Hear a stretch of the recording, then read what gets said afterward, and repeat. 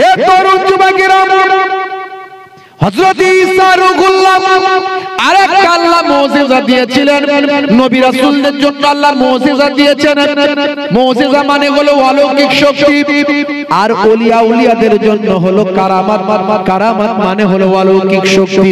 হে তরুণ যুবকেরা, শুনে রেখে দিন বাবা, জেনে রেখে দেন। হে মুসলমান, একটুখানি লক্ষ্য করো, ওলিয়া উলিয়াদের জন্য আল্লাহ দিয়েছেন যেটা, সেটা হলো কারামাত। আর নবী রাসূলদের জন্য মুজিজা। হযরত ঈসা রূহুল্লাহ আমার আল্লাহ আরেকটা ক্ষমতা দিয়েছিলেন, অলৌকিক শক্তি দিয়েছিলেন। কোন মানুষ যদি তার সামনে আসতো, সেই মানুষটাকে দেখলেই হুজুর বলতে পারতেন তার বাড়িতে কি খাবার রান্না হয়েছে। কি খাবার রান্না হয়েছে হুজুর দেখলেই বলে দিতে পারতেন। বুঝতে পারছেন?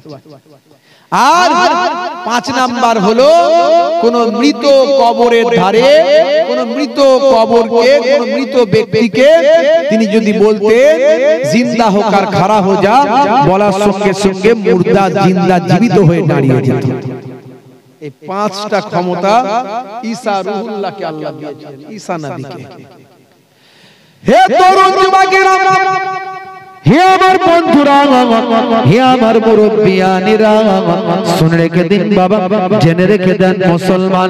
খুবই সংক্ষেপ করে বলি, লম্বা চওড়া নয়। হযরত ঈসা রূহুল্লাহ সিরিয়ার এক জঙ্গলের ভিতর দিয়ে যাচ্ছেন। যেতে যেতে যেতে যেতে হযরত ঈসা রূহুল্লাহ একটা মানুষের মাথা আর খুলি দেখতে পেলেন। খুলিটা দেখার পরে হযরত ঈসা রূহুল্লাহ কৌতূহল জন্মালো, এই খুলিটা কার? আমার আল্লাহকে বললেন, আমার আল্লাহ, আমি জানতে চাই খুলির সম্পর্কে। আল্লাহ বললেন, হে নবী ঈসা, তুমি ওই খুলিকে জিজ্ঞাসা করো, তার পরিচয়টা সে তার নিজের মাথা থেকে, নিজের মুখ দিয়ে তার পরিচয়টা দেবে। এমন সময় হযরত ঈসা রূহুল্লাহ সেই খুলির কাছে গিয়ে বললেন, হে খুলি, তোমার পরিচয় তুমি আমাকে দাও। তুমি পুরুষ না মহিলা এটা বলো, তুমি ছোট না বড় তুমি এটা বলো, তুমি জিন্দা, তুমি কি ছিলে সেটা তুমি বলো, তুমি কেমন ভাবে জীবন যাপন করেছো সেটা তুমি বলো, তুমি মহিলা না পুরুষ সেটা তুমি বলো, তুমি গরিব না ধনী সেটা তুমি বলো। হে খুলি, তোমার সম্পর্কে তুমি আমাকে তোমার ঘটনা খানা খুলে বলো। হে তরুণ যুবকেরা, হযরত ঈসা রূহুল্লাহ জিজ্ঞাসা করার সঙ্গে সঙ্গে সে খুলি জবানটা খুলে গেল। খুলি পরে পরে মাথার খুলিটা উত্তর দিতে লাগলো, আশহাদু আন্না মুহাম্মাদ। ভাই আমার, সঙ্গে সঙ্গে সেই খুলি কালেমা পড়ল, লা ইলাহা ইল্লাল্লাহ ঈসা রূহুল্লাহ। কালেমা পড়তে শুরু করলো সঙ্গে সঙ্গে। পরে বলল, হে নবী ঈসা, আল্লাহ আপনাকে আমার কাছে পাঠিয়েছেন, আমি আপনাকে সব আমার কথা বলবো। হে জওয়ান যুবকেরা, সেই সময় মাথার খুলি বলেছিল, হে হযরত ঈসা রূহুল্লাহ, আমি একজন পুরুষ মানুষ, আর আমি আজ থেকে শত শত বছর আগে এই পৃথিবীর জমিনে আমি ছিলাম, আমি একজন বাদশা ছিলাম। 400 বছর ধরে আমি পৃথিবীর জমিনে রাজত্ব করেছি। আপনার পূর্বে একজন পয়গম্বর পৃথিবীর জমিনে এসেছিলেন, তার নাম হলো হযরত ইলিয়াস আলাইহিস সালাম। সেই ইলিয়াস আলাইহিস সালামের জামানাতে আমি সেই সময় রাজত্ব করেছি, 400 বছর ধরে রাজত্ব করেছি। আল্লাহর পয়গম্বর, আল্লাহর নবী ঈসা রূহুল্লাহ, আমি হলাম একজন বড় বাদশা। অর্ধ পৃথিবীর আমি একাই শাসন করতাম। শুনে রেখে দিন, জেনে রেখে দিন, আমার সময় মানুষের অবস্থা ছিল ভালো। সব কথা খুলে বলা শুরু করলো ওই খুলি, মাথার খুলি। ভাইরা আমার, তরুণ যুবকেরা আমার, এই কথাটা প্রথমেই বললাম কারণ বেশি আলোচনার দিকে আমি আর যেতে পারবো না। একটা উদাহরণের মাধ্যমে আপনাদের এহসাস দেওয়ার জন্য আমি কথাটা বলছি। মুসলমান, মুসলিম তুমি নামে হলে আজ কামে হলে না ভাই, মুসলিম দেখো অপরাধে লিপ্ত কেন হয়, মুসলিম তুমি কোরআন হাদিস পড়তে জানো না, মুসলিম তুমি মসজিদেতে নামাজে এলে না, মুসলিম তুমি নামে হলে আজ মুসলিম তুমি নামে মুসলিম এলে ন্যায়ের পথে সমাজ বদলাবে রে, সমাজ বদলাবে। মুসলিম তুমি নামে হলে আজ কামে হলে না ভাই, মুসলিম দেখো অপরাধে লিপ্ত কেন হয়, বোমে বারুদে নেশার তালাই হবে না কারো সাথে, সালাউদ্দিন আর পাগলের তুমি যে উত্তরসূরি, ব্যঙ্গ কার্টুনে ব্যঙ্গ সিনেমায় নবীর সম্মান কমে না, ব্যঙ্গ কার্টুনে ব্যঙ্গ সিনেমায় নবীর সম্মান কমে না, গুগল সার্চে সেরা মনীষী খুঁজে দেখো না। আমরা সেই নবীর উম্মত যে নবী পৃথিবীর শ্রেষ্ঠ নবী, শ্রেষ্ঠ পয়গম্বর, শ্রেষ্ঠ মহামানব। ভাইরা আমার, এটা আমি বলছি না, গুগল বলছে। গুগলে গিয়ে একবার সার্চ করলে আপনি পাবেন who is the greatest person in the world. Google আপনাকে আনসার দেবে, greatest person in the world of prophet মুহাম্মাদুর রাসূলুল্লাহ সাল্লাল্লাহু আলাইহি ওয়াসাল্লাম। সেই নবীর উম্মত একবার ভাবো, একটা খুলি পড়ে আছে, সে কিন্তু বাদশা ছিল, 400 বছর ধরে রাজত্ব করেছিল। আজকে আমাদের কারো একটু ক্ষমতা হয়ে গেলে ধরাকে সরা মনে করি, তাই না? আমরা কি ছিলাম কি হলাম এরকম একটা ব্যাপার।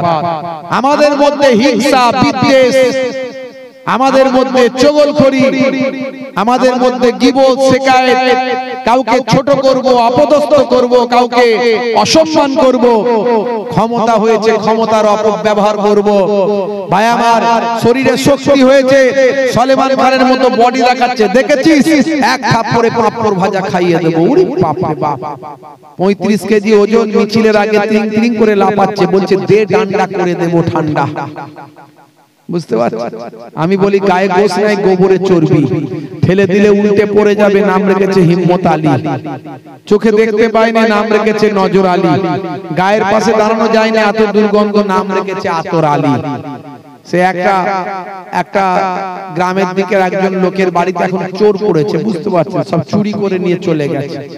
তো সে এখন বেচারা থানায় ফোন করেছে, গোলাগালা মানুষ তো, সাদাসিধে লোক, এখন থানায় ফোন করে বলছে হ্যালো, গোলাগালা সাদাসিধে গ্রামের ছেলে বলছে হ্যালো। তো ওই পারে যে অফিসার ধরেছে সে বলছে হোয়াট হোয়াট কি, সে বলছে ইংরেজি চালিয়েছে কি, এ দেখতে যে তো ইংরেজি চালাচ্ছে, তো মাথা খারাপ, বলে তো ইংরেজিতে তাহলে বলতে হবে, বাংলায় বললে হবে, ইংরেজিতে বলতে হবে। তখন বলছে এপার থেকে সাদাসিধে লোকটা বলছে কাটিং দা বাঁশের বেড়া, ওপেন দা ডোর, সব লইয়া গেছে চোর, ইংরেজিতে মেরেছে। তখন ওই পারে তো যে অফিসার ছিল ঘাবড়ে গেছে, আবার ইংরেজি বাপের কালে শুনি, বলছে হোয়াট ইজ দা বাঁশের বেড়া। বাঁশের বেড়াটা কি? তখন এপার থেকে আবার এই ভদ্রলোক বলছে বাঁশের বেড়া ইজ খাড়া খাড়া, তার উপরে পেরেক মারা, সর্বনাশ করেছে। মানে মারাত্মক ইংরেজি। সারা জীবন ধরে ওয়াজ শুনছি আমরা, এমন কোরআন হাদিস শুনে বুঝে নিয়েছি, মানে আমাদের ওই ভদ্রলোকের মতো অবস্থা হয়ে গেছে। বুঝতে পারছি ভাইরা আমার, আমরা কতটা নিজেরা পারফেক্ট সেটা আমরা ভাবলি বুঝতে পারি। আমার আগে এই ভাই বলছিলেন না, আপনাদের গ্রামের সম্মানীয় জামাই সাহেব বলছিলেন, মসজিদে গেলেই বোঝা যায় কতগুলো নামাজি আছে। বুঝতে পারছি, এই এত বড় জান্নাতের বাগান, মানুষ দেখলেই বোঝা যায় কি অবস্থা। আমাকে আপনাকে কিন্তু মরতে হবে, মৃত্যু আমরা ভুলে গেছি।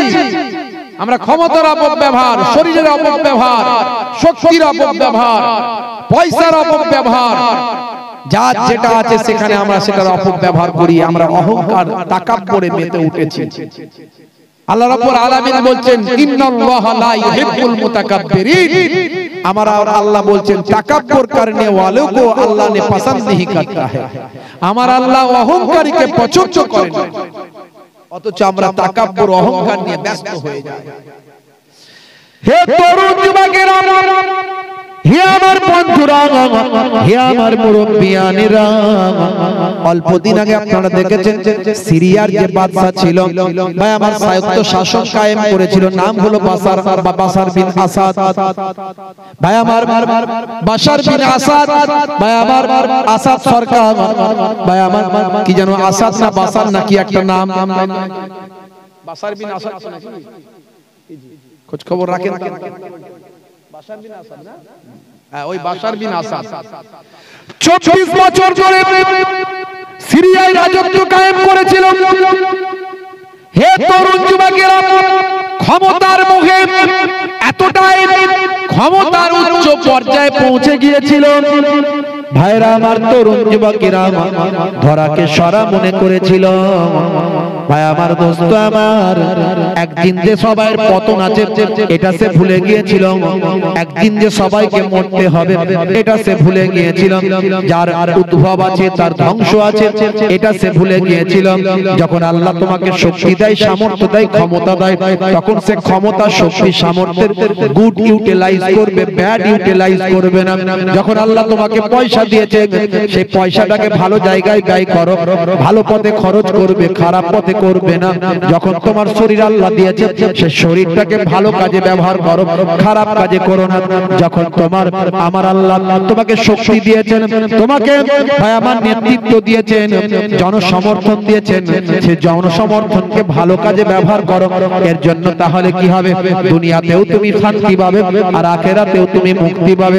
হে তরুণ যুবকেরা, বাশার বিন আসাদ ভাই আমার নিজের ক্ষমতাকে টিকিয়ে রাখার জন্য বিরাট অত্যাচার জুলুম করে ভাই আমার আয়না ঘর তৈরি করেছিল। বাংলাদেশে যেমন আয়না ঘরের খবর আপনারা দেখেছেন, তেমন সিরিয়ার বুকে ওই রকম আয়না ঘর ছিল। হে তরুণ যুবকেরা, মানুষগুলোকে দেখতে পাওয়া যায় কত করুণ কঠিন অবস্থার মধ্যে তাদের রাখা হয়েছিল, তাদের কিভাবে শাস্তি দেওয়া হয়েছিল, কিভাবে হত্যা করা হয়েছিল। হে তরুণ যুবকেরা, হে আমার বন্ধুরা, হাজার হাজার মহিলাদেরকে সেই রকম কারাগারের ভিতর রাখা হয়েছিল। একটা মুসলিম বলতে লজ্জা লাগে, বলতে ঘৃণা হয়, ঘৃণা হয়, ঘৃণা হয়। ভাই আমার মিডিয়া নিউজে দেখতে পাচ্ছি হাজার হাজার মহিলা যাদেরকে ভাই আমার জেলখানার ভিতরে রাখা হয়েছিল, তাদের সব ভাই আমার তারা দেখা যাচ্ছে তারা সন্তানের মাতা হিসাবে সন্তানের মা হয়ে গিয়েছিল, অর্থাৎ তারা গর্ভবতী হয়েছিল। ওই সমস্ত জালেমদের অপকর্মের ফলে এই রকম মহিলাদের জেলখানার ভিতরে রেখে অত্যাচার জুলুম করা হয়েছিল, যাতে তারা মাতৃত্বের ভাই আমার মা হিসাবে তাদের সন্তান ধারণ করেছিল। জেলখানার বুকে দিয়ে তারা নিজেদের সন্তানের জন্ম দিয়েছিল। সেই সন্তান মায়ের সঙ্গে ওই জেলখানার ভিতরেই লালন পালন হচ্ছিল, কষ্ট করে বড় হচ্ছিল। আমার আল্লাহ জালেমদেরকে উৎখাত করে দিলেন। সেই বাশার বিন আসাদ যে 24 বছর ধরে রাজত্ব করেছিল, সে ভেবেছিল আর কোনদিন হয়তো রাজত্ব আমার যাবে না, সারা জীবন হয়তো আমি সিরিয়ার বুকে রাজত্ব কায়েম করব। হে তরুণ যুবকেরা, হে আমার বন্ধুরা, হে আমার মুরব্বিয়ানেরা, আমার আল্লাহ নারাজ হয়ে গেল। মাত্র 11 দিনের মধ্যে সিরিয়া বিদ্রোহীরা দখল করে নিল। 11 দিনের মধ্যে সিরিয়া বিদ্রোহীরা দখল করে নিল। কত শক্তিশালী একটা দেশ, এক ভাই আমার 11 দিনের মধ্যে বিদ্রোহীদের হাতে পরাজিত হলো। পালিয়ে যখন গেল, এই উড়োজাহাজ করে হেলিকপ্টার করে পালিয়ে গেল। পালিয়ে যাওয়ার সময় 40টা দামি দামি গাড়ি তার পাওয়া গেল। ফেরারি গাড়ি থেকে শুরু করে এক একটা গাড়ি কোটি কোটি টাকা দাম। একজন রাজা বাদশাহ, একজন সুলতান, একজন ভাই আমার প্রধানমন্ত্রী, তার 40টারও বেশি গাড়ি। সব গাড়িগুলোকে ছেড়ে দিয়ে প্রাণের মায়া ত্যাগ করে ভাই আমার প্রাণ বাঁচানোর জন্য হেলিকপ্টার উড়োজাহাজ করে পালিয়ে গেল। পরবর্তীকালে খবর পাওয়া যায় সেই হেলিকপ্টারটা উড়োজাহাজটা ধ্বংস হয়েছে, আর তার শরীরের কোনো অস্তিত্ব পাওয়া যায় না। আমার আল্লাহ ইচ্ছা করলে মুর্দাকে জিন্দা করতে পারেন, মুহূর্তে জিন্দাকে মুর্দা বানিয়ে দিতে পারে। কথা ঠিক না ভুল বলেন? এই সিরিয়া একটা আল্লাহর নবী সিরিয়ার জন্য দোয়া চেয়েছেন, সিরিয়ার জন্য দোয়া চেয়েছেন। বুঝতে পারছেন?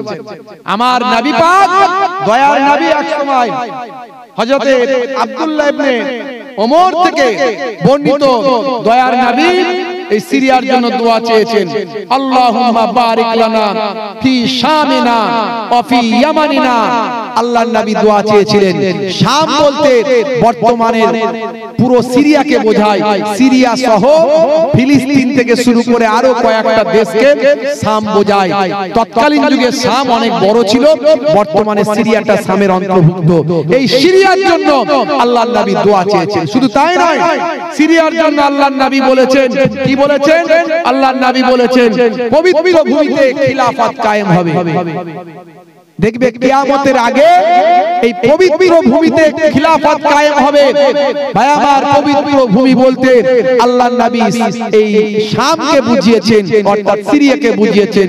শুধু তাই নয়, আল্লাহর নবী আরো বলেছেন, যখন দেখবে এই সিরিয়া শামেতে যখন ইসলাম ধ্বংস হয়ে গেছে, ইসলাম মিটে গেছে, তার মানে সারা পৃথিবীতে আর ইসলাম বলে কিছু থাকবে না। তখন এই শামটাকে বলা হয়েছে হৃৎপিণ্ড। হৃৎপিণ্ড তার মানে হৃৎপিণ্ডে যদি ইসলাম না থাকে, সারা পৃথিবীতে আর কোনো ইসলাম বলে কিছু থাকবে না। তার মানে তখন বুঝে নেবে কিয়ামত সামনে উপস্থিত হয়ে গেছে।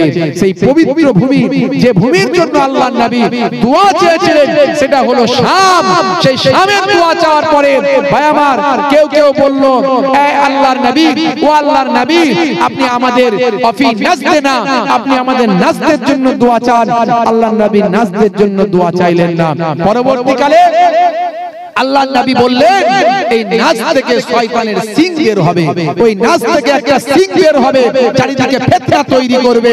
ভাইরা আমার, কেউ কেউ বলেন ওই নাজ থেকে এক ধরনের ভাই আমার মাসালা এক ধরনের বক্তা আলেমের আবির্ভাব ঘটেছে, যাতে করে সারা পৃথিবীতে তারা ফিতনা তৈরি করছে ইসলামের মধ্যে। আল্লাহর নবী নাজদের জন্য দোয়া চাননি, আল্লাহর নবী শামের জন্য দোয়া চেয়েছেন, আল্লাহর নবী ইয়ামানের জন্য দোয়া চেয়েছেন।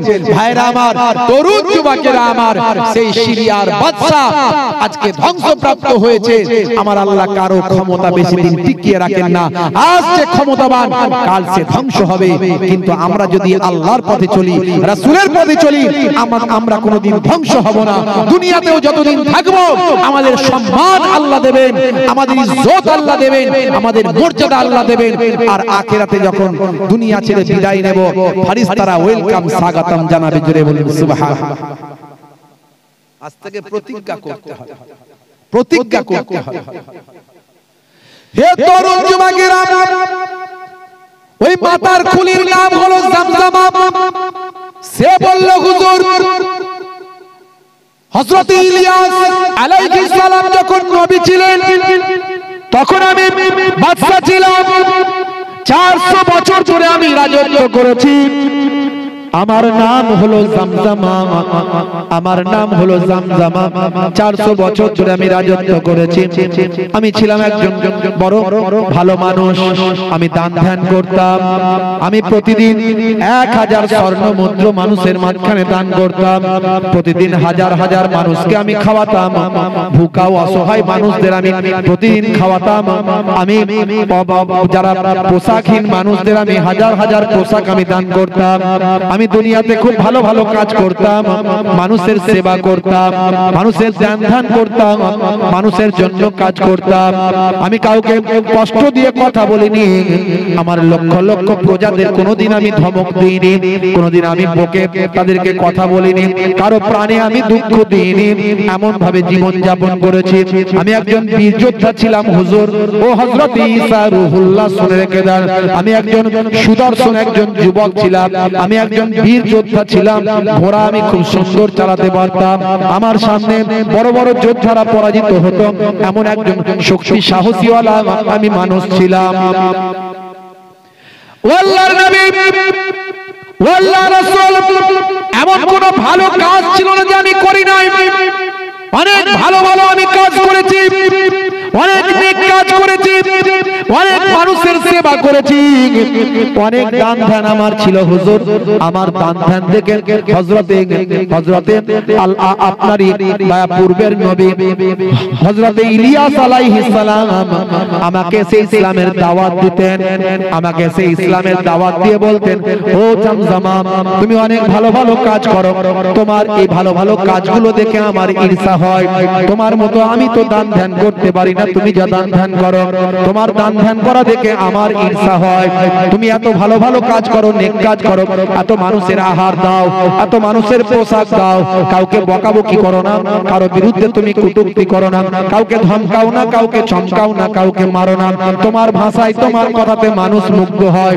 তারপরেও তুমি কেমন করে আগুন জ্বালিয়ে আগুনকে খোদা বলতে পারো? তুমি কেমন করে মাজুসি হয়ে যেতে পারো? হে জামজামা, তুমি এক আল্লাহকে মেনে নাও।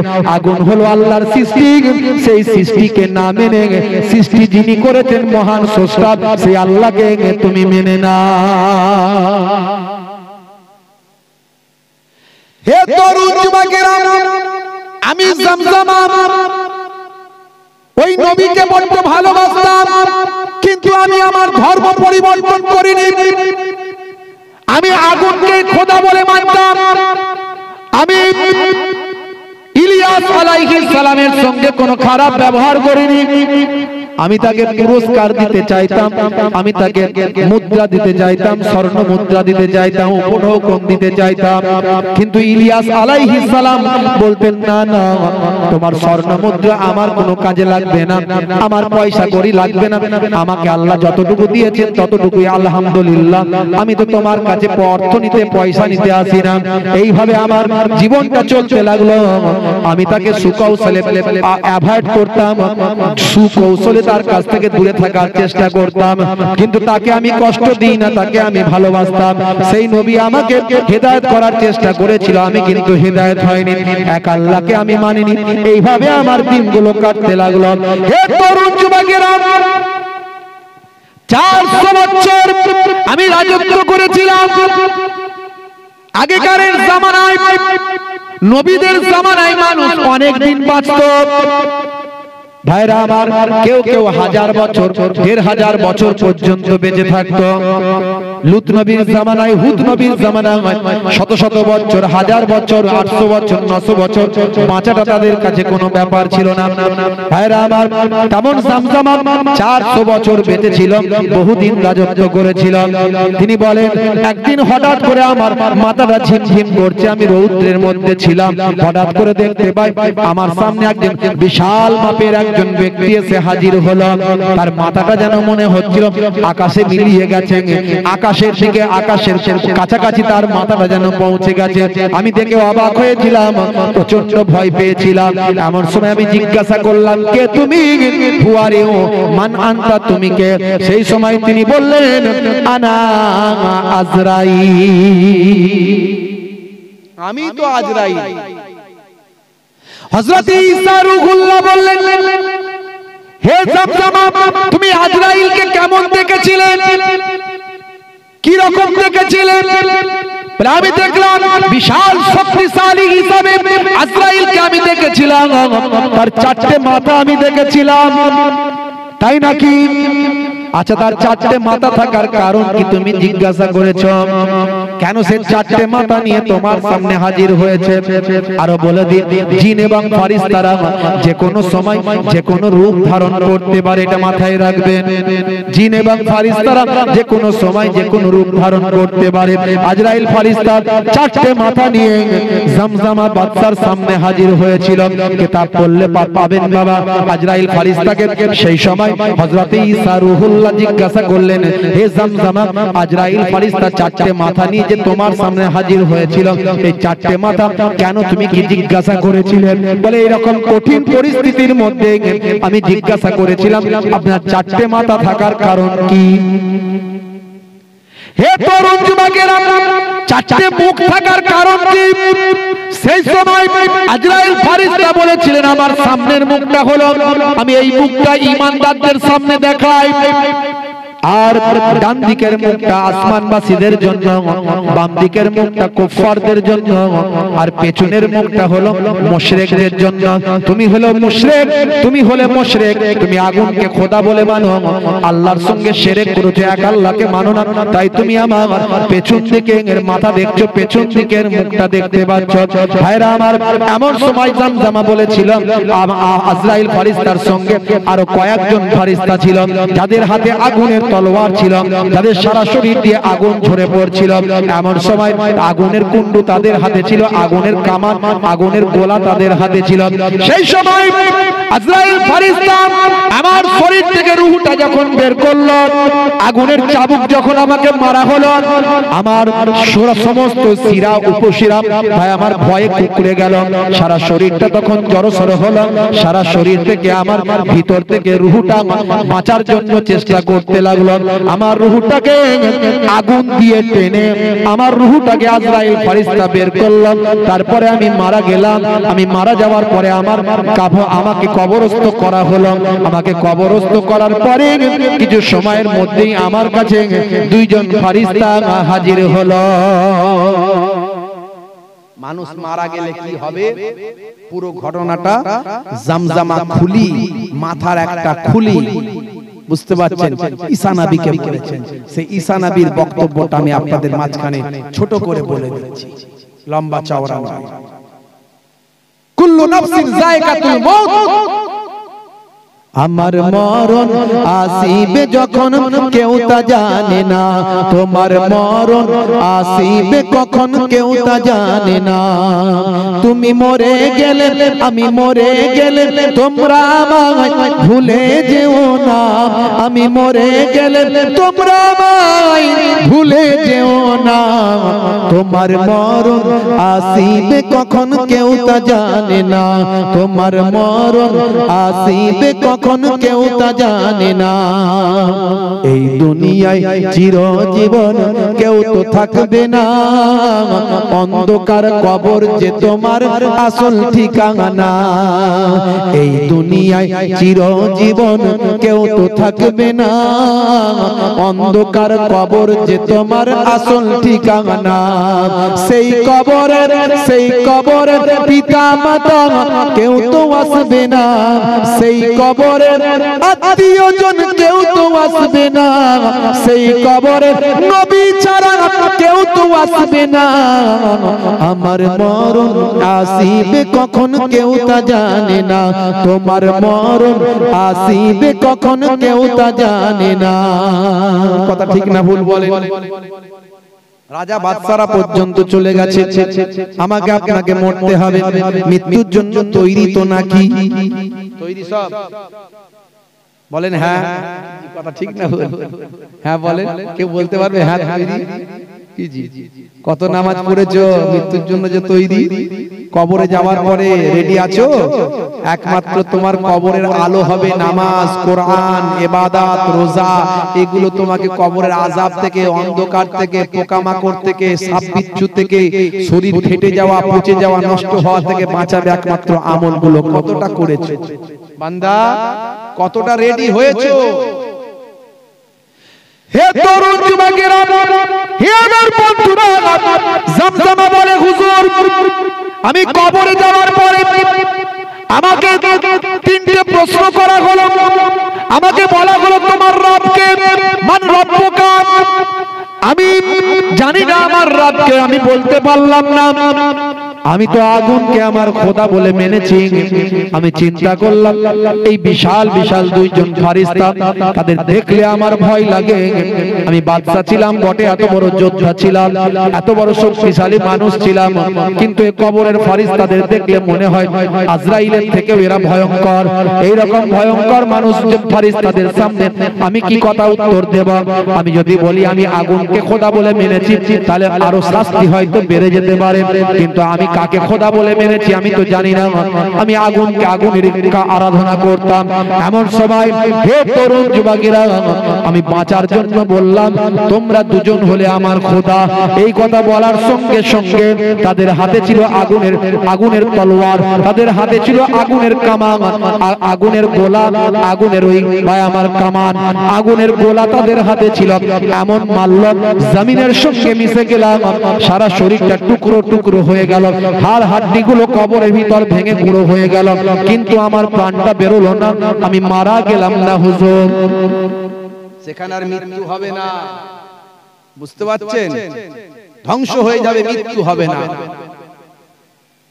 সুম্মা লা ইয়ামুতু ওয়া লা ইয়াহইয়া। আল্লাহ কোরআন মাজিদে বলেছেন সেখানে না মারা যাবে আর না জীবিত থাকবে। লা ইয়ামুতু মারাও যাবে না, ওয়া লা ইয়াহইয়া জিন্দাও থাকবে না, মরবেও না বাঁচবেও না। কি হবে? আজ মরা, না মরা না বাঁচা। হে তরুণ যুবকেরা, হে আমার বন্ধুরা, শুনে রেখে দিন বাবা, খুবই সংক্ষেপ করে বলি। হে তরুণ যুবকেরা, হে মুরব্বিয়ানেরা, শুনে রেখে দেন, রূহটা কিন্তু ইল্লিনে যায়। নেককার বান্দাদের রূহটাকে আল্লাহ ইল্লিনে পাঠিয়ে দেয়, ফেরেশতারা নিয়ে পৌঁছে দেয় ইল্লিনে। ইল্লিনটা কোথায় একটু শুনে রেখে দেন। ইল্লিন হলো 7 তবক আসমানের উপরে, আর সে ভাই আমার সিদরাতুল মুনতাহার পাশে ইল্লিনের মকাম। সেই ইল্লিনের রূহগুলো যখন একত্রিত হবে, পাশাপাশি সমস্ত রূহের সঙ্গে তাদের মোলাকাত হবে, জান্নাতি আরাম আয়েশ সেখানে পাবে, একে অপরের সঙ্গে খোঁজ গল্প তারা করবে, কেউ ভয় পাবে না, কারো চিন্তা লাগবে না, তারা দুনিয়ার মানুষের খোঁজ খবর নেবে, একে অপরের সঙ্গে মিলেমিশে জীবন যাপন করবে। আর রূহ যদি খারাপ হয়, আত্মা যদি খারাপ হয়, মানুষ যদি খারাপ কাজ দুনিয়ার জমিনে করে, তার রূহটাকে সিজ্জিনে দেওয়া হবে। সিজ্জিনটা কোথায়? কিতাবের মধ্যে এসেছে বাবা, 7 তবক জমিনের নিচে সিজ্জিনের মাকাম। বুঝতে পারছেন? হে তরুণ যুবকেরা, হে আমার বন্ধুরা, শুনে রেখে দিন বাবা, জেনে রেখে দেন। জামজামা বাদশা সেই সময় বলেছিল, হুজুর এমন সময় আমার রূহটাকে এই শাস্তির মধ্যে দেয়া হলো। তারপরে আমি 3টে প্রশ্ন করা হয়েছিল, 3টে প্রশ্নেরই আমি উত্তর দিইনি। বাঁচার জন্য ফেরেশতাদের নাম করেছিলাম। আমাকে বলা হলো তোমার নবীকে, আমি নবীর নাম বলতে পারিনি, নবীর নাম আমার বলা মুখ থেকে বের হয়নি। আমি নিজেকে বাঁচানোর জন্য বলেছিলাম নবী আর কে হবে, তোমরাই দুজন আমার নবী। আমি সেই সময় ফেরেশতাদের মারের কবল থেকে বাঁচার জন্য বলেছিলাম। এই কথা বলার সঙ্গে সঙ্গে আবার মার বেড়ে গেল, সারা শরীরটা টুকরো টুকরো হয়ে গেল, আর হাড়গুলো সব জমিনের সঙ্গে মিশে গেল, কিন্তু এরপরও আমি মারা গেলাম না। হে তরুণ যুবকেরা, তারপরে ফেরেশতারা আমার কাছ থেকে যখন চলে গেল, তখন বলল তোমার আযাব চলতেই থাকবে এইভাবে।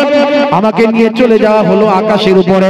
সেখানে নিয়ে যাওয়ার পরে আকাশ থেকে ফেরেশতা বলতে লাগলো, ওই বান্দাকে বেঁধে ফেলো, ওকে সিজ্জিনে নিয়ে চলে যাও। হে তরুণ যুবকেরা, সিজ্জিনের মাকামে পৌঁছে দেওয়া হলো। সেখানে নিয়ে গিয়ে জাহান্নামের ভিতরে ঢুকিয়ে দেওয়া হলো। জাহান্নামের ভিতরে যখন ঢোকানো হলো, সেই জায়গায় দেখতে পাওয়া যায় আগুনের জিনজিল দিয়ে আমার শরীরটাকে বেঁধে ফেলা হলো। আগুনের জিনজিল দিয়ে, শিকল দিয়ে, আগুনের শিকল তা দিয়ে বেঁধে ফেলা হলো। এত কষ্ট দেয়া হচ্ছে, কিন্তু আমি মারা যাচ্ছি না, বেঁচে আছি। মানে আজ মরা, না মরা না বাঁচা। হে তরুণ যুবকেরা, হে আমার বন্ধুরা, শুনে রেখে দিন বাবা, জেনে রেখে দেন। কতবার করে আমাকে আল্লাহর নবী হযরতে ইলিয়াস আলাইহিস সালাম আমাকে বলেছিলেন, হে জামজামা তুমি ঈমানটা কবুল করো, ভালো ভালো আমল তোমার আছে, ভালো কাজ তুমি করেছো, এর সঙ্গে কিছু ইবাদত বندگی করো, নামাজটা তুমি পড়ো, রোজাটা তুমি রাখো, আর যাকাতটা তুমি দাও, সঠিক পথে জীবন যাপন করো, আমার আল্লাহ তোমাকে জান্নাতের উচ্চ মাকাম দান করবেন। সেদিন কত করে হযরতে ইলিয়াস আলাইহিস সালাম আমাকে বুঝিয়েছিল, যদি আমি নবীর সঙ্গে খারাপ ব্যবহার করিনি, কিন্তু নবীর কথা আমি গুরুত্ব দেইনি। হে তরুণ যুবকেরা, মনে রাখবেন আগের যুগের পয়গম্বরের সময়, আগের যুগের নবীদের সময়তেও নামাজ ছিল, রোজা ছিল, আর যাকাত দেওয়া সিস্টেমটা আগেও ছিল। আমার আল্লাহ যেমন কোরআন মাজিদের মধ্যে বলেছেন, হে দুনিয়ার মানুষ শুনে রেখে দাও, ইয়া আইয়ুহাল্লাযীনা আমানু কুতিবা আলাইকুমুস সিয়াম কামা কুতিবা আলাল লাযীনা মিন ক্বাবলিকুম লাআল্লাকুম তাত্তাকুন। হে বিশ্বাসী বান্দারা, তোমাদের উপর রমজানের রোজা ফরজ করা হলো, যেমন তোমাদের পূর্ববর্তীদের উপরেও রোজা ফরজ করা হয়েছে। মানে আগের যুগের মানুষের উপর রোজা ফরজ ছিল। আল্লাহ যা নির্দেশ করেছেন সবের মধ্যে বিজ্ঞান বাস্তবতা আছে। আমি এগুলোর উদাহরণ অনেক দিয়েছি। অনেক উদাহরণ দিয়েছি। রোজা রাখলে অটোফেজি হয়, অটোফেজি এটা গ্রিক শব্দ যার অর্থ হলো আত্মভক্ষণ। জাপানের একজন বিখ্যাত বিজ্ঞানী নাম হলো, ভাই আমার কি জানেন, নাম হলো ওসিনোরি। তিনি এই অটোফেজি নিয়ে গবেষণা করেছিলেন। বলে যখন এই দীর্ঘ সময় ধরে রোজা রাখার কারণে, না খাওয়ার কারণে আমাদের শরীরের সজীব কোষগুলো খাদ্য চায়, আর আমাদের শরীরে কিছু নির্জীব নিষ্ক্রিয় কোষ আছে যেগুলো আমাদের শরীরের আবর্জনা, আমাদের শরীরের সেগুলো ক্যান্সারের কারণ, আমাদের শরীরের জন্য সেগুলো ভাইরাস, জীবাণু, আমাদের শরীরের জন্য আবর্জনা। এই সজীব কোষগুলো খাদ্য না পাওয়ার কারণে দীর্ঘ 15 ঘন্টা 16 ঘন্টা শুকিয়ে থাকার কারণে তারা নিরুপায় হয়ে নির্জীব নিষ্ক্রিয় কোষগুলোকে খেয়ে নিয়ে আমাদের শরীরকে ক্যান্সারের আক্রান্ত থেকে বাঁচায়, আমাদের শরীরকে বিভিন্ন রকম রোগ জীবাণু থেকে বাঁচায়, আমাদের শরীরকে সজীব করে, সতেজ করে, শক্তিশালী করে, পুনরায় গঠন করে এবং ভাই আমার আবার নতুন করে আমাদের শরীরকে সাজিয়ে দেয়। জোরে বলুন সুবহানাল্লাহ। এই গবেষণা করে তিনি নোবেল প্রাইজ পেয়েছেন। ছোটখাটো প্রাইজ, ছোটখাটো প্রাইজ নয়, বুঝতে পারছেন? আমি এর আগে বলার চেষ্টা করেছি, ইন্টারনেটে গিয়ে সার্চ করবে 20-25 হাজার বক্তব্য আছে, একটা দুটো নয়। আমি বলার চেষ্টা করেছি, অনেক কথা বলার চেষ্টা করেছি। ভাইরা আমার, এই যে আমরা যখন ঘুমিয়ে যাই, আমরা যে ঘুমাই, এই ঘুমানোর সময় আমরা কি করি? ভাই আমার লাইট জ্বালিয়ে দিয়ে ঘুমায়, নাহলে কেন না ভয় পায়। কিসের ভয়? বলে ঘুমের মধ্যে অন্ধকারে ঘুমালে যদি জিন ভূত চলে আসে। কথা ঠিক না ভূত? অনেকে জিন ভূতের ভয় পায়। আরে নামাজ পড়ে না তো জিন ভূত ধরবে না তো কে ধরবে? তোকে জিন ভূতই তো ধরবে। কথা ঠিক না ভুল? তুই যদি নামাজ পড়তিস, জিন ভূত 10 হাত দিয়ে পালিয়ে যেত, তোর সামনে আসতো না। নামাজই তো পড়ে না, ও পবিত্র নাই, টেপচাপ করে পানি নেয় না। জিন ভূতের ভয় লাগবে না তো কি লাগবে? রাতের বেলা টিউব লাইট জ্বালিয়ে দিয়ে ঘুমায়, টিউব লাইট জ্বালিয়ে দিয়ে ঘুমায়, বড় ল্যাম্প জ্বালায়, অন্তত না হলে জিরো ল্যাম্প তো জ্বালাতেই হবে, অন্ধকারে ঘুমাতে পারে না। কথা ঠিক না ভুল? আর আল্লাহর কোরআন কি বলছে? হে তরুণ যুবকেরা, আমার আল্লাহর কোরআন বলছে, সূরার নাম সূরা নাবা, 8 নম্বর আয়াত থেকে আপনি যদি পড়েন, আমার আল্লাহ বলছেন, ওয়া খালাকনাকুম আজওয়াজা ওয়া জাআলনা নাওমাকুম সুবাতা ওয়া জাআলনাল লাইলা লিবাসা ওয়া জাআলনান নাহারা মাআশা। জোরে হবে না? জোরে হবে না? সুবহানাল্লাহ। কষ্ট হচ্ছে নাকি আপনাদের? বুঝতে পারছি কষ্ট হচ্ছে, রাত অনেক হয়ে গেছে, আমি তাড়াতাড়ি শেষ করে দেবো, চিন্তা নাই। ওই জন্য আজকে অতিরিক্ত বেশি কথা বলিনি, ইতিহাস বলছি না, আজকে বিজ্ঞান বেশি বলছি না। এই দুটো উদাহরণ দিলাম, একটা রোজার, একটা দেখুন এই ঘুমের উদাহরণটা দিচ্ছি। হে তরুণ যুবকেরা, সূরার নাম সূরা নাবা, আয়াত নাম্বার হলো 10। আমার আল্লাহ বলছেন,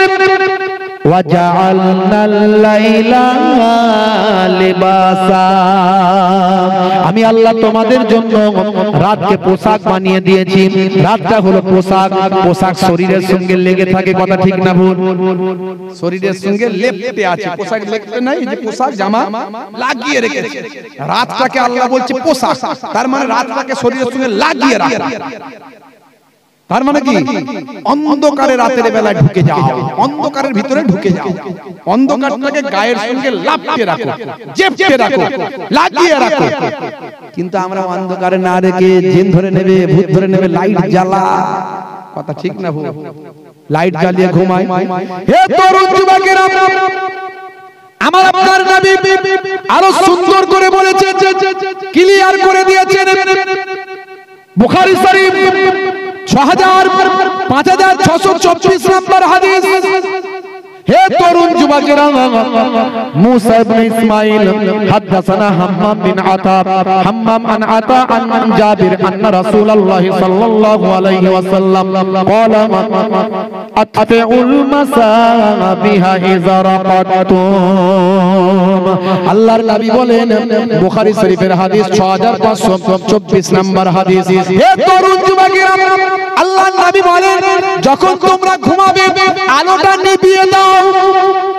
জোরে হবে না? আরে জোরে হবে না? আল্লাহর নবী বলেন যখন তোমরা ঘুমাবে আলোটা নিভিয়ে দাও। কোরআন বলল অন্ধকারের ভিতরে শরীরটাকে পোশাকের মতো অন্ধকারটাকে শরীরের সঙ্গে লাগিয়ে নাও। নবী ডাইরেক্ট বললেন যখন ঘুমাবে আলোটাকে নিভিয়ে দাও।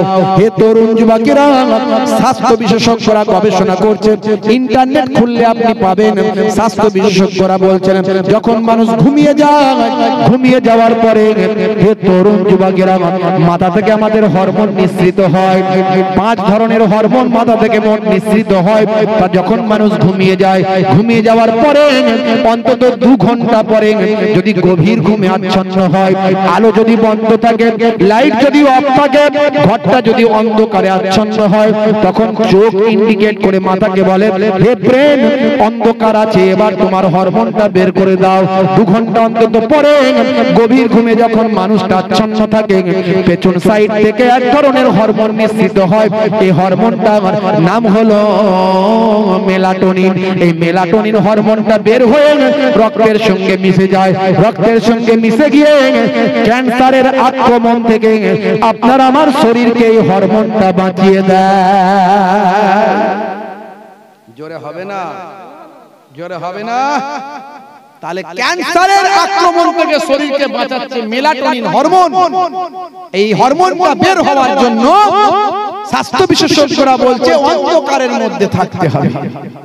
আজকের গবেষণা করে এটা তথ্য পেল 1450 বছর আগে আল্লাহর কোরআন ডাইরেক্ট বলছে তোমরা অন্ধকারটাকে তোমাদের পোশাক বানিয়ে নাও। রাতের বেলা রাতটাকে অন্ধকার, রাতের অন্ধকারটাকে তোমাদের পোশাক বানিয়ে নাও। আর দয়ার নবী ব্যাখ্যা করে আরো ক্লিয়ার করে বলে দিলেন যখন তোমরা ঘুমাতে যাবে রাত্রিরে আলোটা বন্ধ করে দাও। দেখছেন, এরপরেও মুসলমান কোরআন বোঝে না, কোরআন মানে না, কোরআন পড়ে না। অন্তত 100 জনের 90 জন 80 জন কোরআন পড়তে জানে না। যদি আবার পড়তে অনেকে জানে, কোরআনের ব্যাখ্যা মানে মতলব বোঝার চেষ্টা করে না। আবার যদি কিছু বুঝে তো মেনে চলার চেষ্টা করে না। 5 ওয়াক্ত নামাজ আমরা ছেড়ে দিয়েছি, কথা ঠিক না ভুল? মুসলমানের ছেলে নামাজ ছেড়ে দিয়েছে। নামাজ হলো সবচেয়ে বড় ইবাদত। এই নামাজ ছেড়ে দিয়ে কোনোদিন জান্নাতে যাওয়া যাবে না। নামাজ ছেড়ে দিয়ে কোনদিন জান্নাতে যাওয়া যাবে না। আল্লাহ নিজে কোরআনে বলছেন ইন্নাস সালাতা তানহা আনিল ফাহশাই ওয়াল মুনকার, নিশ্চয় নামাজ তোমাকে অন্যায় থেকে তোমাকে দূরে রাখবে, অন্যায় অশ্লীলতা থেকে তোমাকে দূরে রাখবে নামাজ। সেই নামাজ ছেড়ে দিও না। ওয়া আকিমুস সালাত ওয়া আতুজ যাকাত ওয়া আরকাউ মা'আর রাকিব, তোমরা নামাজ কায়েম করো, যাকাত প্রদান করো, আর রুকুকারীদের সঙ্গে রুকুটা করো। জোরে বলুন সুবহানাল্লাহ। নামাজ ছেড়ে দিলে হবে না। অনেক ইবাদত আছে, অনেক আমল আছে, আমি অনেক বলার চেষ্টা করেছি। আজকে আর ওই সব বেশি বলার চেষ্টা করব না। কিন্তু নামাজ যদি আপনি পড়েন, আস্তে আস্তে সব ইবাদত আপনার মধ্যে চলে আসবে, সব আমল চলে আসবে।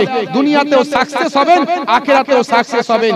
আমার আল্লাহ বারবার বলেন যদি তুমি সাকসেস হতে চাও, নামাজে এসে তুমি সিজদায় গিয়ে পৌঁছে যাও। যদি তুমি সাকসেস হতে চাও, মসজিদে এসে নামাজে দাঁড়িয়ে যাও। তাই মুয়াজ্জিন বারবার করে আওয়াজ দিয়ে বলে কি বলে না, 5 বার বলে দিনে, 5 বার, 5 দুগুণে 10 বার, হাইয়া আলাস সালাহ।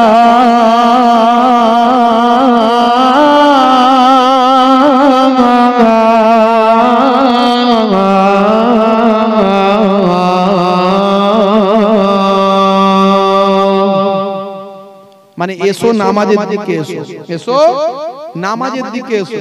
কি হবে নামাজে এলে? কি হবে? আল্লাহ বলছেন সফলতা পাবে, সাফল্য লাভ করবে, সফলতা পাবে। চাকরি পাচ্ছ না, নামাজিকে কেঁদে কেঁদে 2-10 দিন 20 দিন 1 মাস জানাও আল্লাহকে কেঁদে কেঁদে। কারবারে লস হয়ে যাচ্ছে, নামাজে সিজদায় গিয়ে 2-10 দিন 20 দিন 1 মাস গিয়ে কেঁদে কেঁদে জানাও, একবার না একবার আল্লাহর রহম হয়ে যাবে, আল্লাহ তোমার দোয়া কবুল করে নেবে। এই তো কোরআনে, এটা আজানে বারবার কি বলছে? হাইয়া আলাল ফালাহ।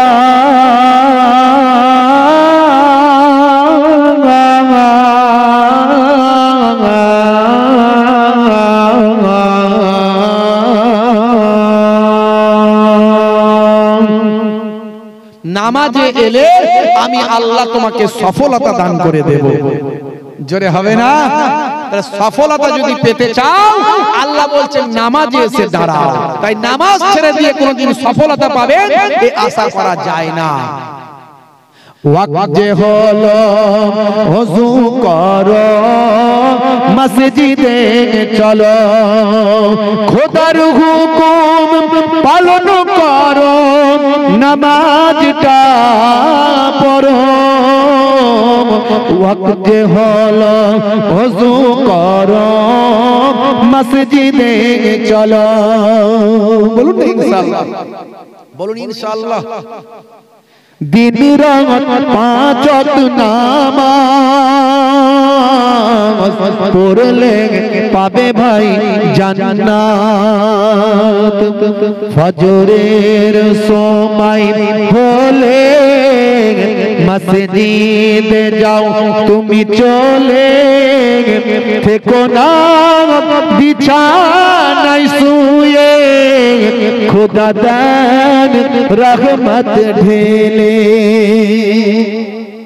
জোরে হবে না সুবহানাল্লাহ বললে ঠান্ডায় মনে বলতে পারছেন না জড়সড় হয়ে গেছেন কথা ঠিক না ঠান্ডা খুবই আমি বুঝতে পারছি তাই যে বসে আছেন আপনারা এই এতগুলো মানুষ যে এসেছেন বসে আছেন এটা আমাদের তকদির ভালো কথা ঠিক না কমিটির লোকেরও ভালো না এলে তো বলে হুজুর কি অবস্থা বলে আপনারা এসেছেন আমাদের লাভ কথা ঠিক না তাই তো বলতে হ্যাঁ তোমাদের লাভ এই আপনাদের লাভ নাই কি বিপদ বলেন দেখি আমি তো জানতে চাইছি আপনারা কি বলেন এবার আল্লাহ আমাদের সবাই লাভ বলবেন তবে তো হবে কথাটা বলতে হ্যাঁ হুজুর আপনাদের লাভ আমরা এসেছি আপনাদের লাভ কি বিপদ বলেন দেখি জোহরের সময় হলে কাজটা দাও তুমি ছেড়ে কিছু সময় দাও নামাজে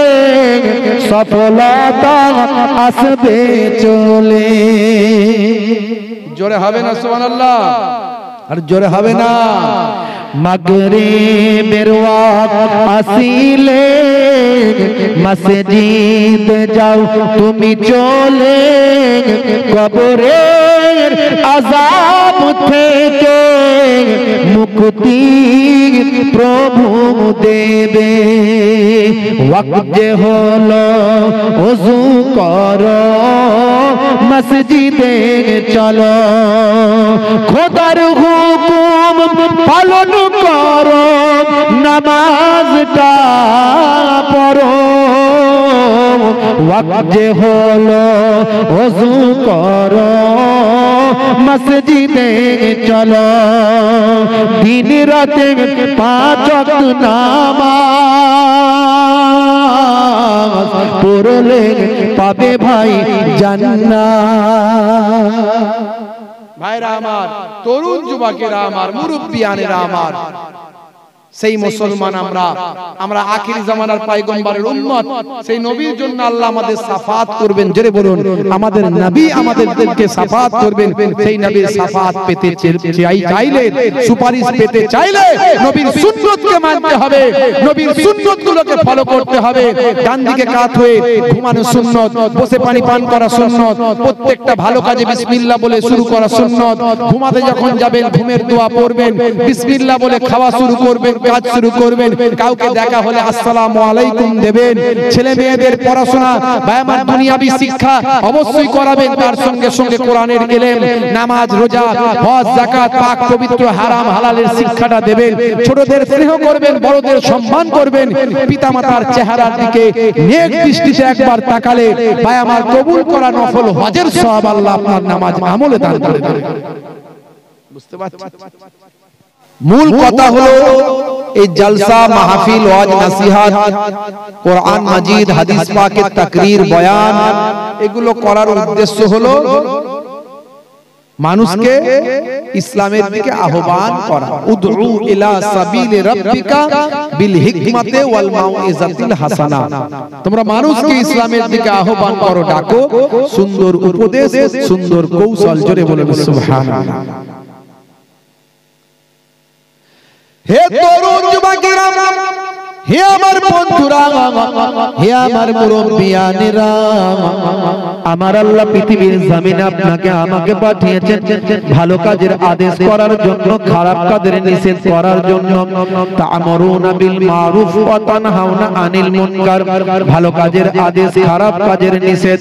হে তরুণ যুবকেরা, হে আমার মুরব্বিয়ানেরা, প্রত্যেকটা নবী, প্রত্যেকটা পয়গম্বর, প্রত্যেকটা ওলি আউলিয়া, সাহাবায়ে কেরাম, তাবেঈন, তাবে তাবেঈন, আইম্মায়ে কেরাম, মুজতাহিদিন, মুহাদ্দিসিন, মুফাসসিরিন, বর্তমানে উলামায়ে দ্বীন, হাক্কানি উলামায়ে দ্বীন, তারা দুটো ওয়াজ সকলের মাঝখানে করেন। একটা হলো ঈমানকে মজবুত করো, আর একটা হলো ইবাদত বন্দেগী করো। একটা হলো আবুদুল্লাহ ওয়ালা ইউশরিক বিল্লাহ, তোমরা আল্লাহর সঙ্গে শরীক করো না, ঈমানকে মজবুত করো আর আল্লাহর ইবাদতে মশগুল হয়ে যাও। আল্লাহর নির্দেশনা তোমরা ছেড়ে দিও না। সব কিছুর মধ্যে আল্লাহর ইবাদত লুকিয়ে আছে, সব কিছুর মধ্যে লুকায়িত আছে আল্লাহর ইবাদত। যা কিছু করবে যদি নবিয়ানা তরিকায় হয়, সবটাই ইবাদত বলে গণ্য হয়। আমরা ওয়াজ শুনছি, ইবাদতের মধ্যে আছে। তাদারিসুল ইলম, ইলমের দর্স নাও, ফিল লাইল, রাতের বেলা, সাআতান, 1 ঘন্টা। 1 ঘন্টা যদি ইলমের দর্স তুমি নিতে পারো, দর্সের মতো দর্স, ওয়াজ যদি ওয়াজের মতো হয়, বক্তা যদি বলার মতো বলতে পারে, শ্রোতা যদি শোনার মতো শুনতে পারে, এই 1 ঘন্টার আলোচনাটা খায়রুম মিন আহিয়াইহা, আল্লাহর নবী বলেন সারা জীবন নফল ইবাদতের থেকে ভালো। হে তরুণ যুবকেরা, হে আমার বন্ধুরা, হে আমার মুরব্বিয়ানেরা, সেই 1 ঘন্টার আলোচনা খুব সংক্ষেপে আপনাদের মাঝখানে করি।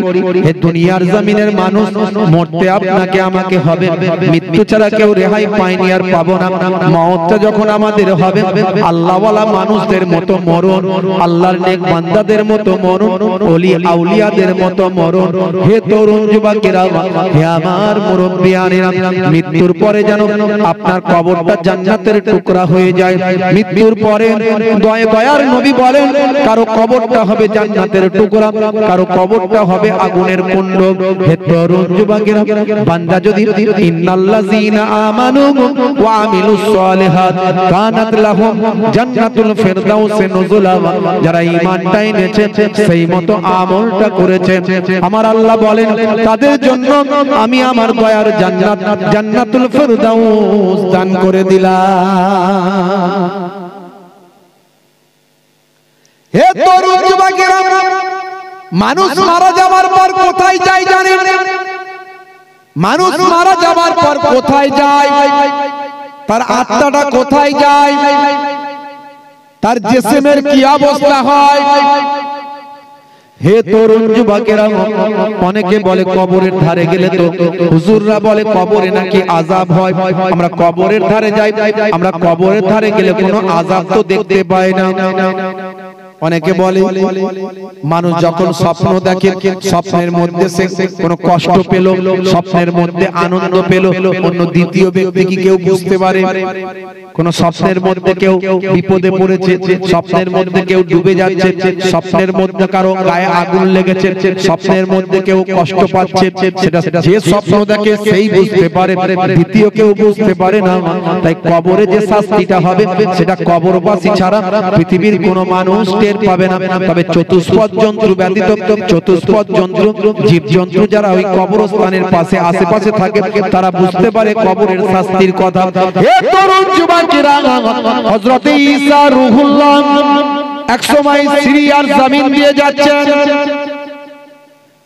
আপনারা জানেন, আমার আপনার নবীর আগমনের 500 বছর আগে পৃথিবীর জমিনে একজন পয়গম্বর এসেছিলেন, তার নাম হলো হযরত ঈসা রূহুল্লাহ। ঈসা নবীকে আমার আল্লাহ কতগুলো মুজিজা দিয়েছিলেন। 1 নাম্বার হলো, হুজুর অন্ধ ব্যক্তি যদি সামনে কেউ আসতো, তার চোখে যদি আল্লাহর নাম নিয়ে যদি হাতটা বুলিয়ে দিতেন, দেওয়ার সঙ্গে সঙ্গে অন্ধ ব্যক্তিটা চোখ ফিরে পেত। কোন কুষ্ঠরোগী মানুষ যদি হুজুরের সামনে আসতো, হুজুর যদি আল্লাহর নাম নিয়ে তার শরীরে একবার হাত বুলিয়ে দিতেন, সারা শরীরের কুষ্ঠরোগ ভালো হয়ে যেত। 3 নাম্বার, হুজুর যখন কোন মাটি দিয়ে যদি কোন একটা পাখি তৈরি করতেন, সেই পাখিতে যদি বলতেন হে পাখি জিন্দা হয়ে যাও, বলার সঙ্গে সঙ্গে পাখি জিন্দা জীবিত হয়ে উড়ে চলে যেত।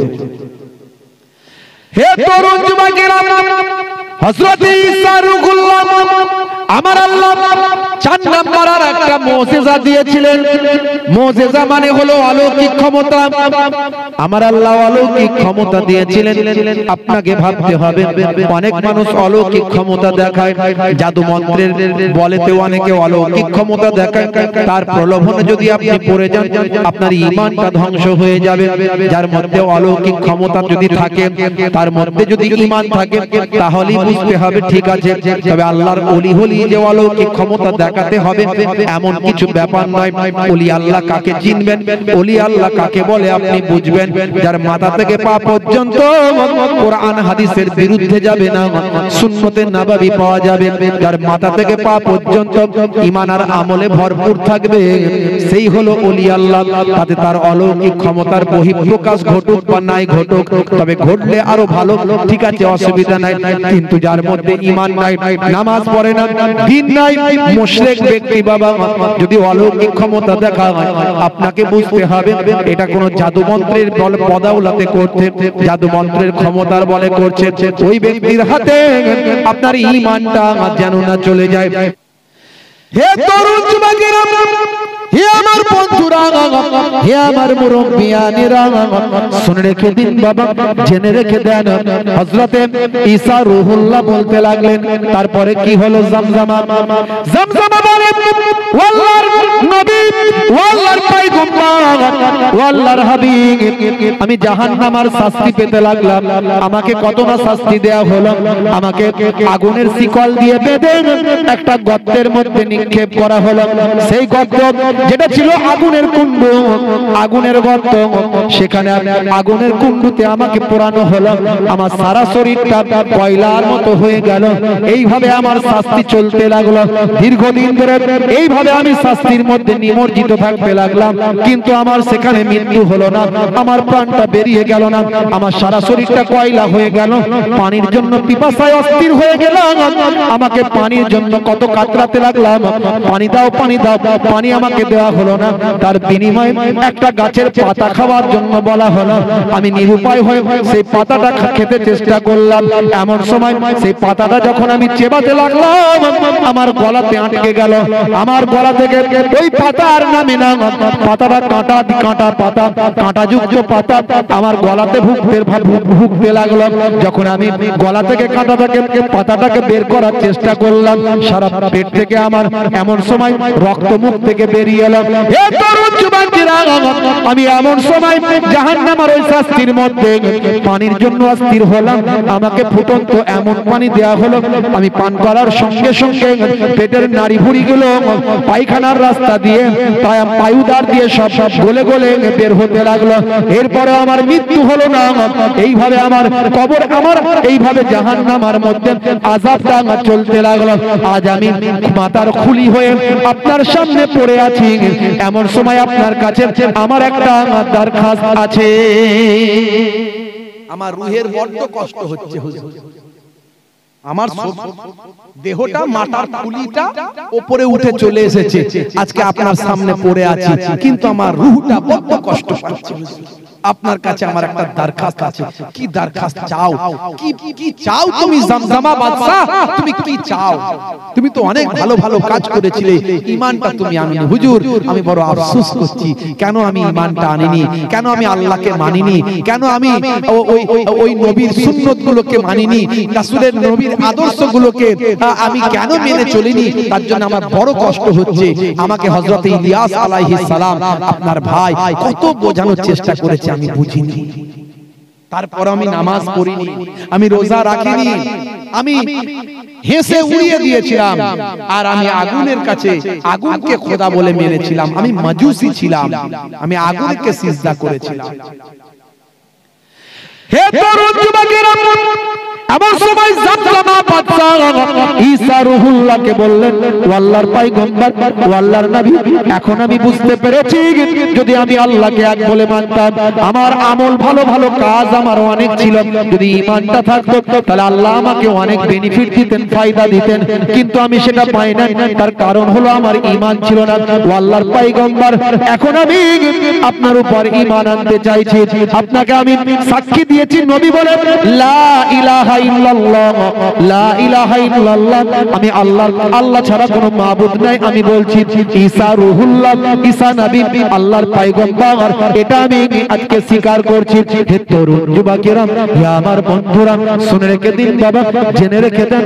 এমন সময় হযরত ঈসা রূহুল্লাহ সে যখন শুনতে পেলেন জামজামা দুনিয়ার জমিনে আসতে চায়, জামজামা বললেন, হুজুর আমাকে আল্লাহর কাছে দরখাস্ত করুন, কিছুদিনের জন্য যদি আমাকে আল্লাহ দুনিয়ার জমিনে যদি পাঠান, আবার যদি আমার জীবনটা আল্লাহ দেন, আমি দুনিয়ার জমিনে এবার আল্লাহর ইবাদত করে নবীর সুন্নাত আদা করে কবরের জগতে ফিরতে চাই। এমন সময় হযরত ঈসা রূহুল্লাহ আল্লাহর কাছে বললেন, হে আমার আল্লাহ, জামজামা দুনিয়ার জমিনে ফিরতে চায়, তোমার ইবাদত বন্দেগী করতে চায়, আমাকে নবী বলে মানতে চায়, তুমি কি তার হায়াত দারাজ করবে? আল্লাহ বললেন, হে নবী ঈসা রূহুল্লাহ, তোমার সঙ্গে যে জামজামার দেখা হবে এটা আমি জানতাম, তাই তার হায়াত থেকে 80টা বছর আমি কেটে নিয়ে তার মৃত্যু দিয়েছিলাম। তুমি এখনই জিন্দা করো তাকে, আমি তাকে 80 বছর দুনিয়ার জমিনে বাঁচার অনুমতি দান করলাম। হযরত ঈসা রূহুল্লাহ খুলিতে, ওই মাথার খুলিতে যখন লাঠিটা লাগিয়ে দিয়ে, নিজের হাতের লাঠিটা লাগিয়ে দিয়ে বললেন, হে মুর্দা, হে খুলি, কুম বিইজনিল্লাহ, বলার সঙ্গে সঙ্গে ওই খুলি জিন্দা জীবিত হয়ে শরীরটা লেগে গেল। ভাই আমার, সেই বাদশা জামজামার আবার নতুন করে জন্ম হয়ে গেল। দ্বিতীয়বার আল্লাহ এই বাদশাকে দুনিয়াতে জীবিত করেছিলেন ঈসা নবীর দোয়াতে। এরপরে তিনি এসে অনেক ইবাদত বন্দেগী করে 80টা বছর জীবন যাপন করে তারপর তিনি মানুষকে অনেক হেদায়েতের দাওয়াত দিয়ে হাজার হাজার মানুষকে হেদায়েত করে দুনিয়া ছেড়ে বিদায় নিয়ে আমার আল্লাহ তার আমলনামায় পূর্বের আমলকেও যোগ করেছিলেন, পরের আমলকেও যোগ করে জান্নাতের, ভাই আমার, জান্নাতের টুকরায় ইল্লিনে তার আত্মাকে অধিষ্ঠিত করেছিলেন এবং তার কবরটাকে জান্নাতের টুকরায় পরিণত করেছিলেন। জোরে হবে না ভাইরা আমার? আজ মারা গেলে কাল 2 দিন বাবা, 3 দিন পরে কেউ খবর রাখবে না। দুনিয়া আমার আপনার জন্য থমকে যাবে না। দুনিয়া যেমন চলছে তেমন চলবে। কিয়ামত হতে এখন অনেক দেরি। আমি বললাম তো, আল্লাহর নবী সিরিয়ার জন্য, শামের জন্য দোয়া চেয়েছিলেন, বলেছিলেন যতদিন পর্যন্ত শামে খিলাফত কায়েম হবে না ততদিন পর্যন্ত কিয়ামত হবে না। যতদিন পর্যন্ত এই শাম হচ্ছে পৃথিবীর হৃদপিণ্ড, সারা পৃথিবীতে কোন জায়গায় ভাই আমার আর ইসলাম বলে কিছু থাকবে না। যখন দেখবে শামে ইসলাম ধ্বংস হয়ে গেছে, ইসলাম শেষ, তার মানে সারা পৃথিবীতে শেষ, তখন তারপরে কিয়ামত হবে। ততদিন পর্যন্ত কিয়ামত হবে না। এখন অনেক দেরি। কিয়ামতের আলামত গুলোর মধ্যে আরেকটা বড় আলামত হচ্ছে সূর্য পশ্চিম দিক থেকে উঠবে। সূর্য পশ্চিম দিক থেকে উঠবে, বর্তমানে পূর্ব দিক থেকে ওঠে, আর সূর্য উঠবে পশ্চিম দিক থেকে। আপনারা দেখেছেন, ইন্টারনেটে দেখা যাচ্ছে, বিজ্ঞানীরা গবেষণা করে দেখেছেন, আজ থেকে প্রায় ভাই আমার কিছু কম বেশি 2000 বছর পরে এই রকম একটা দিন আসতে চলেছে। বিজ্ঞানীদের অনুমান যে সূর্য পশ্চিম দিক থেকে উদিত হবে। ভাই আমার, যে চৌম্বক প্লেট আছে সেই চৌম্বক প্লেট সরে যাচ্ছে, সরে যাচ্ছে, সরে যাচ্ছে। পূর্ব দিক হবে পশ্চিম দিক, পশ্চিম দিক হবে পূর্ব দিক, উত্তর দিক হবে দক্ষিণ দিক, দক্ষিণ দিক হবে উত্তর দিক। এইভাবে দিকটা ঘুরে যাবে, চৌম্বক প্লেট ঘুরে যাচ্ছে। এটা বিজ্ঞানীরা বলছে আজ থেকে 2000 বছর পরে ভাই আমার পূর্ব দিক থেকে সূর্য ওঠা বন্ধ হয়ে পশ্চিম দিক থেকে সূর্য উদিত হবে। সেই সময় পৃথিবীর সমস্ত আবহাওয়া সব পরিবর্তন হয়ে যাবে। পৃথিবীতে প্রচুর মানুষ মারা যাবে। কেউ কেউ বলছেন এটাই কি কিয়ামতের বড় আলামত। ভাই আমার, বিজ্ঞানীরা বলছেন এরকম ঘটনা ঘটবে, আর আমার নবীর হাদিসের সঙ্গে মিলে যায় যে কিয়ামত কিয়ামতের আগে একটা বড় ঘটনা ঘটবে, অনেকগুলো বড় বড় ঘটনা ঘটবে। তার মধ্যে একটা হলো সূর্য পশ্চিম দিক থেকে উদিত হবে। আমার নবীর হাদিস, সে হাদিসটা মিলে যাচ্ছে। আজকের বিজ্ঞানীরা গবেষণা করে বলছে চৌম্বক প্লেট যেভাবে ঘুরে যাচ্ছে, যেভাবে উলটপালট হয়ে যাচ্ছে, আগামী আজ থেকে 2000 বছর আগে 2000 বছর পর সূর্য পশ্চিম দিক থেকে উদিত হবে। বুঝতে পারছেন? একটা একটা করে সব মিলে যাচ্ছে। বাবা এখনো সময় আছে, তাড়াতাড়ি ফিরে আসুন, নামাজটা পড়ুন, রাসূলের সুন্নতটা মেনে চলুন, মানুষকে ভালোবাসুন, হেদায়েতের পথে আসুন। আর কতদিন নায়ক গায়কের ভক্ত থেকে দুনিয়া দুনিয়া করে টাকা পয়সা জমি গাড়ি আমার আমার করে চলবে? আমার কিছু নাই, আমার হলো ওই কাফন তিনটে, পুরুষদের তিনটে কাফন, ওটাই আমার, যেটা নিয়ে কবরে ঢুকবেন। মহিলাদের 5টা কাফন, ওটাই হলো আমার, যেটা নিয়ে কবরে ঢুকবেন। আমার আর কিছু নাই, যেটা খেয়েছেন পড়েছেন যেটা ছিঁড়ে ফেলেছেন এটাই আপনার। যা আছে এ সব ভোগ করা, এ সব মানে দুনিয়াতেই রয়ে যাবে, আমার আপনার কিছু থাকবে না। এরপরও মুসলমান যদি হেদায়েত না হয় আর কিছু বলার নয়। ওই জামজামাকে আল্লাহ ঈসা নবীর সামনে পাঠিয়েছিল, তাই দ্বিতীয়বার প্রাণ পেয়েছিল। ঈসা নবীকে আল্লাহ সে ক্ষমতা দিয়েছিলেন বলে এই ক্ষমতা আল্লাহ দুনিয়াতে আর কাউকে দেবেন না যে মুর্দাকে জিন্দা করবে। আরেকবার যদি ক্ষমতা পেতাম তাহলে সবাই বলতো যে একবার উঠে গিয়ে আল্লাহ ওয়ালা হয়ে দুনিয়া থেকে বিদায় নিতাম। বুঝতে পারছেন? আল্লাহ রাব্বুল আলামিন আমাদের হেদায়েত দান করেন, বলুন আল্লাহুম্মা আমিন। নামাজটা পড়বেন, আর সুন্নতগুলোর মধ্যে সবচেয়ে বড় সুন্নত মুখের দাড়ি। বড় দাড়ি রাখতে যদি লজ্জা হয়, ছোট দাড়ি রাখবেন, কিন্তু সুন্নত বলে রাখুন। আমি সব জায়গাতে বলি, আজ বলছি, প্রচুর মানুষ আমার কথা শুনে দাড়ি রেখেছেন, আলহামদুলিল্লাহ।